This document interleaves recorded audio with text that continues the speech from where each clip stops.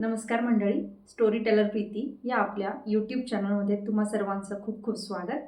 आज मी जे पुस्तक निवडलं आहे अभिवाचनासाठी ते आहे व्यंकटेश माडगूळकर यांचं अतिशय लोकप्रिय असं मानदेशी माणसं हे पुस्तक. तर यातील काही गोष्टी मी तुम्हाला वाचून दाखवणार आहे. या पुस्तकामध्ये वेगवेगळ्या व्यक्तिरेखांचं चित्रण आहे. तर त्यातील मी गना महार म्हणून जी गोष्ट आहे त्याचं तुम्हाला व्यक्तिचित्रण जे आहे त्याचं वाचन करणार आहे. तर ह्या पुस्तकामध्ये प्रत्येक व्यक्तिरेखेबरोबर त्याचं एक चित्र पण दिलेलं आहे. खूप सुंदर पुस्तक हे आणि आपल्याला त्याबद्दल मी थोडंसं तुम्हाला वाचून दाखवते पब्लिशरने काय लिहिलं आहे. स्वातंत्र्योत्तर मराठी साहित्यात जे अक्षरग्रंथ निर्माण झाले त्यात मानदेशी माणसंचा समावेश होतो. या व्यक्तिचित्रात जुन्या कथेतील गोष्टी तर आहेच, पण जीवनाच्या अस्सल गाभ्याला स्पर्श करणारी नवलकथेची किमया देखील आहे. अंधारातून पहाट व्हावी, कळीचे फूल व्हावे इतक्या सहजतेने रेखाटलेली ही चित्रे अस्सल मराठी आहेत. दरिद्री मानदेशातील सामान्य जीवनातील न संपणारं दुःख निरागसपणे व्यंकटेश माडगूळकर सांगतात. हे दुःख पाहिलं की मन भांबावतं. माणसं सुखासाठी धडपडतात, पण त्यासाठी ती जन्माला आलेली नसतात असा उदार विचार मनात येतो. जीवनातील हे कारुण्य माडगूळकरांनी कलावंतांच्या अलिप्ततेने टिपले आहे. त्यामुळे त्यांची ही माणसं आपल्याला विसरता येत नाहीत. त्याची आठवण झाली की ती मनाला अस्वस्थ करून टाकतात. तर असं हे पुस्तक आहे आणि मी वाचायला सुरुवात करते.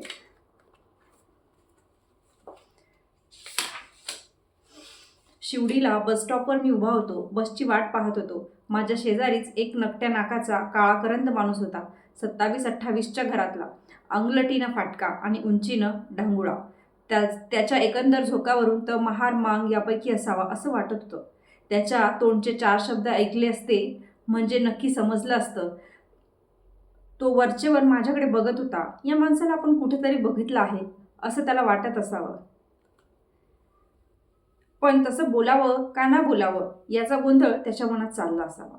त्याच्या डोळ्यावरून हे सगळं जाणवत होतं.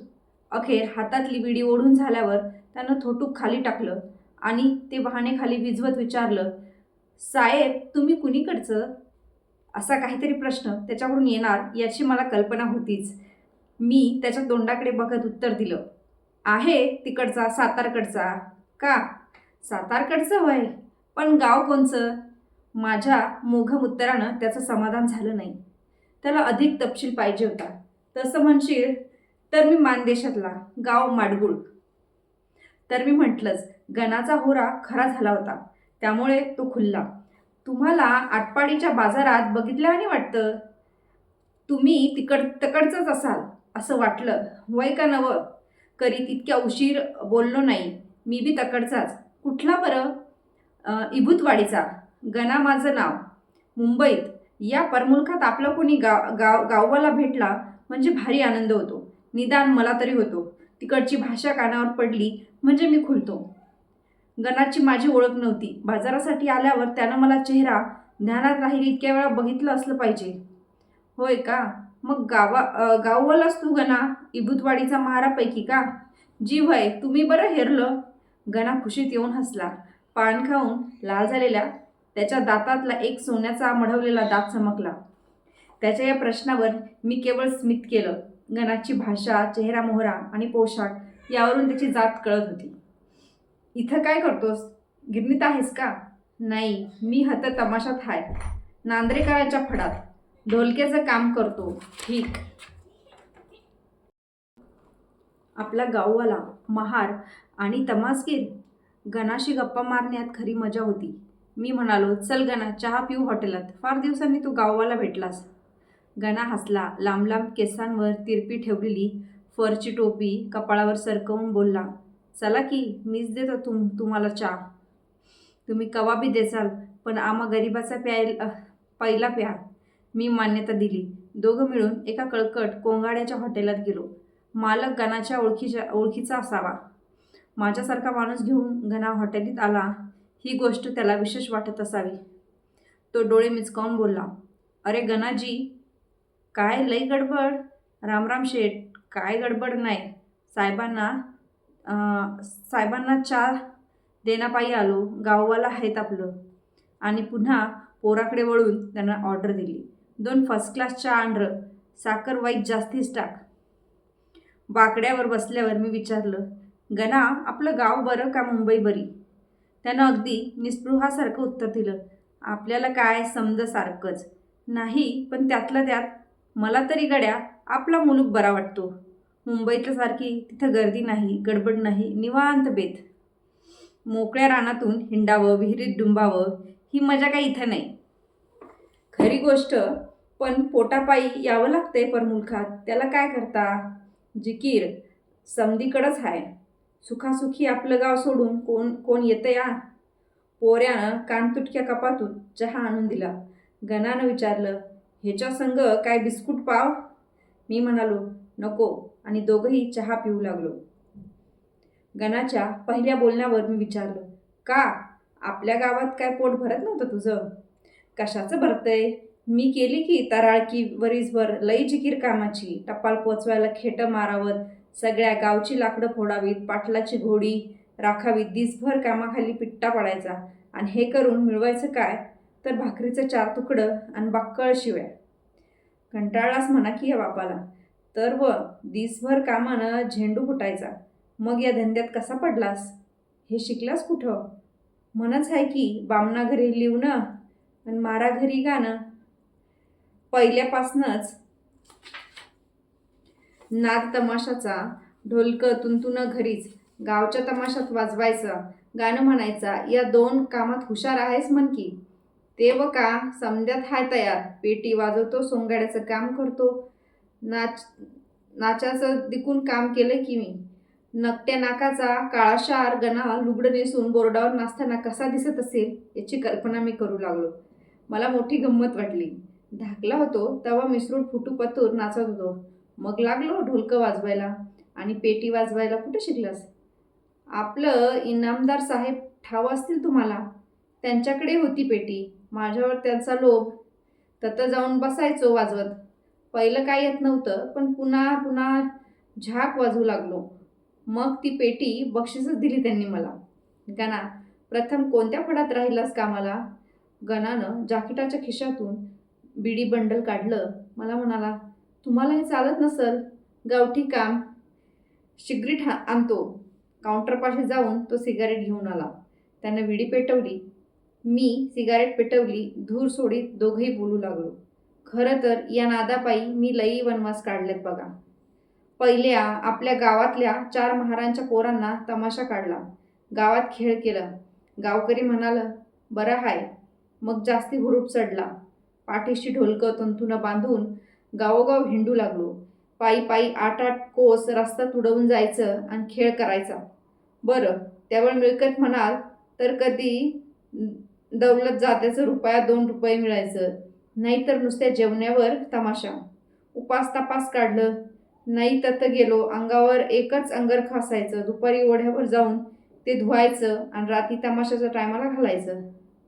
नाच्या हुशार होतो, पण लुगडं बी नसायचं नेसायला. मग रंगीत पटकाचं लुगड्यावानी ठाकठीक. राती हातरा पांघरायला नसायचं. मग धोत्राच्या निऱ्या फेडायच्या आणि ते अंगावर घेऊन पडायचं. महारवाड्यातल्या तक्यात, नाहीतर धरमशाळात. ह्याच्यामध्ये जी भाषा आहे अतिशय जुन्या वळणाची आहे आणि थोडंसं मलाही वाचायला हे होते. म्हणजे प्रोनाऊन्सिएशन माझे एवढे बरोबर येत नाही आहेत. पण ही एकदम मानदेशातली गावठी बोली भाषेचा उपयोग इथे केलेला आहे माडगुळकरांनी. तर काही चुकत असेल तर माफ करा. खाण्यापिण्याची धडूत पांघुरणाची आबाळ सोसून गणानं आपलं नाद शेवटपर्यंत केला. चांगला ढोलक्या व्हायला त्याला इतकी किंमत द्यावी लागली. मी विचारलं, गणा, मग गावकीपेक्षा यात्रे काय सुख? हा वनवास कशापायी पत्करलास? नादापायी साहेब. तमाशात जावं आणि नाव करावं ह्याच्या पायी. हा नाद एकदा लागला म्हणजे सगळं सोडायला लावतो. कित्येक जणांनी घरदारं सोडली या नादात. ढाकणाला लावली. मग तुझं कसं काय? का तूही सोडली आहेस बायको? मी हसून विचारलं. गणानं अभिमानानं म्हणाला, नाही बरं का, मी इतकी वर्ष धंद्यात हाय, पण घरदार सांभाळून हाय. हतच हे हायती हतच हायती हायती की बायका पोरं. कुठं बी गेलो तरी संग घेऊन जातो समदं लटांबर. कणातीच्या महागल्या बाजूला तंबू ठोकून राहतो ततच नंदीवाल्यावानी. गणा हसला. तमासगिरानं नंदीवाल्यासारखं पाल ठोकून त्यात राहावं ही गोष्ट त्याला हास्यकारक वाटली. साहेब, तुम्हासनी एक विचारायचं हाय, तमाशात काय सुधारणा व्हाव्या म्हणून सरकारनं काय कमिटी बसवली आहे म्हणून ऐकतो. हे खरं आहे का? होय, खरं आहे ते गणा. चांगली जाणती माणसं आहेत ती. बरं, मग सुधारणा म्हणजे काय करणार ते? तुम्ही लोक फाजील बोलता, वाईट साईट शब्द उच्चारता, ते बंद करा. आणि थांबा थांबा थांबा, आता तुम्ही म्हणता आम्ही फाजील बोलतो, खरं आहे, पण सिनेमात तर पाक बयांच्या अंगाला अंग लावतात. तसं तर आम्ही बॉर्डर करत नाही, लांबूनच बोलतो. मग गणाच्या प्रश्नाला उत्तर देता आले नाही. आम्हाला फाजील बोलल्याबगर भागायचं नाही आणि आम्हाला चांगलं बोलायला येणार बी नाही. आम्ही अडाणी माणसं, तुमची बोलणी आम्हाला यावीत कशी? आणि तमाशा बघायला काय तुम्हावानी लोक येतात का? जे येतात त्यांना आमचं बोलणं पसंत पडतं. मग सुधारणा काय करणार? गणाचा हा असा आडमुठा हिशोब होता. त्याचं प्रांजळ मत होतं की तमाशातली अश्लीलता कमी करून तमाशात सुधारणा करायची असेल तर मग शिकलेल्या बामण लोकांनी तमाशे काढावेत आणि खेळ करून पाहावेत. किती जण पाहायला येतात त्यांचा दावा होता की खेडवळ लोकांना असले तमाशे आवडणार नाहीत, ते बघायला येणार नाहीत. उशीर बराच झाला होता. मी म्हणालो, चला उठूया आता. गणा उठला. धांदलीनं माझ्या पुढे येऊन त्यानं बिल चुकतं केलं. हॉटेल बाहेर पडता पडता मला म्हणाला, मग तुम्ही खेळ बघाय केव्हा येणार? अवश्य येईन कधीतरी. तसं मोघम नको. केव्हा येणार ते सांगा. शनिवार इतवार गाठून या, म्हणजे काय काय मिळेल. बघा तरी माझं कसं बेगदा. गड्या, माझं घर दादरला. तुझा तमाशा सुटणार रात्री 1-2ला. इतक्या लांब एकट्या दुकट्यानं चालत जावं कसं? त्याची का काळजी तुम्हासनी? आम्ही दोघं तिघं मिळून पाक दादरला पातूर घालवत येऊ की तुम्हासनी? मग भागल का नाही? मग काही हरकत नाही, मी पुढल्या रविवारी येईन. या विंगाड बसण्याची सोय करतो. तुम्ही या तर खरं. मी आणि गणा पुन्हा बसस्टॉपवर जाण्याच्या फंदात पडलो नाही. दोघं मिळून पोयबावडीपर्यंत पायी पायी आलो बोलत चालत. गणाचं बोलणं मोठं रसाळ होतं. मोठ्या गमत्या आणि चैन्या गडी होता तो. चालता चालता तमाशासंबंधी नाना तऱ्हेची माहिती त्यानं मला पुरवली. कितीतरी बारीक सारीक गोष्टी सांगितल्या. आमंत्रणाप्रमाणे मी तमाशाला गेलो. गणाचं कसब खरोखरच वाखाणण्याजोगं होतं. त्याची लांबसडक बोटं ढोलक्याच्या दोन्ही तोंडावर अशी खुबीनं अशा जलदीनं पडत होती की ऐकणाऱ्याची मान हिसकत राहावी. गाण्याकडं वळून त्याचं अवधान गणाच्या ठेक्याकडंच गुंतून राहावं. ठेक्यातल्या खुब्या मी जाणत नव्हतो, तरी पण गण्याच्या वाजवण्यावर आपण बेहद खुश झालो. खेळाच्या एकंदर उठावात 6 आणे बाजू त्यानं उचलून धरली होती आणि त्याच्या दंडांनी कळ तरी किती सोसावी. गण सुरू झाल्यापासून त्याचा हात सारखा चालत होता. मध्ये फारसाचं भाषण बोलताना त्यानं कुठं 5-10 मिनिटं उसंत खाल्ली असेल, तेवढीच. नाहीतर तमाशा उभा राहिल्यापासून संपेपर्यंत तो वाजवीत होता. चांगलं 2-3 तास. शेवटी घामाघूम झाला आणि धापा टाकीत माझ्या शेजारी येऊन बसला. मी त्याच्या घामेजल्या पाठीवर थाप टाकली. गणा, कान निवले माझे तुझं ढोलकं ऐकून. या शाबासकीनं तो हरकला. आता मी वरचेवर त्याच्याकडे जातो, गप्पा मारतो. गणा आडबाजूला असलेल्या एका पत्र्याच्या चाळीत राहतो. तिथं त्याचा गरिबीचा संसार आहे. एकदा मी गेलो तेव्हा त्याचं 7-8 वर्षाचं पोरगा खुंटीला अडकवलेलं ढोलकं उभ्या उभ्याच वाजवत होता. गणा म्हणाला, बघा, लहानपणापासूनच ह्यो नाद. ह्यो बहादूर तरी मोठा झाल्यावर खेड्यात जाऊन गावकी करल का? तो फडाचा मालक होईल, समद्यात दुनवेत नाव करल. तमासगिरांच्या खाजगी जीवनाविषयी मला मोठं कुतूहल त्यासंबंधी विचारलं असताना गणानं उत्तर दिलं, साहेब, आम्हा लोकांना तुम्ही बघावं तमाशाच्या थिएटरात. बोर्डावर उभं राहिल्यावरच त्याचं बाकीचं काय बघू नये, मिठाई खावी पण मिठाईचा कारखाना कधी बघू नये.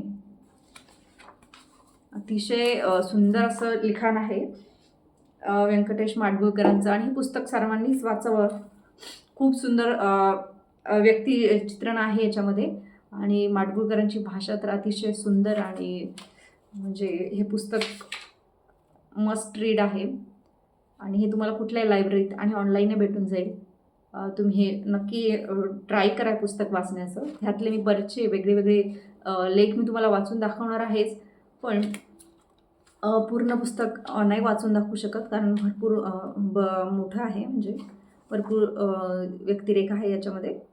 तर नक्की वाचा, आणि व्हिडिओ आवडल्यास लाईक, शेअर आणि कमेंट नक्की करा. आणि तुम्हाला कुठलं पुस्तक ऐकायला आवडेल हे मला नक्की कमेंटमध्ये सांगा. तुमच्या आवडीचं एखादं पुस्तक असेल ते मला नक्की सांगा. ते मी वाचण्याचा, त्यातला एखादा भाग वाचण्याचा मी नक्की प्रयत्न करेन. थँक्यू.